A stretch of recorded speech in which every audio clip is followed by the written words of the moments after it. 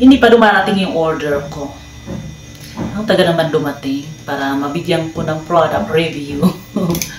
Alam nyo ba, na-realize ko, kaya pala bumibili ang isang tao, hindi dahil kailangan or gusto nila yung product. May binili kasi ako sa TikTok shop, so hinihintay ko na lang ang pagdating. At alam nyo ba kung bakit ko yung binili? Binili ko yun out of curiosity. Oo, ganun pala ang mga tao.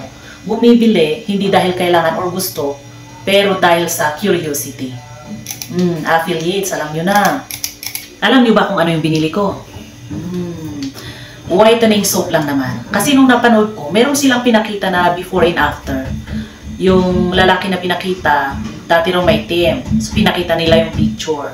Tapos pinakita nilang yung lalaki, ang puti na. Na-intriga ako. Totoo kaya yun. Kaya bumili ako para makita ko kung talagang totoo. Iti-testing ko sa aking maitim na skin, kung puputi ba ako. So yun ang abangan nyo.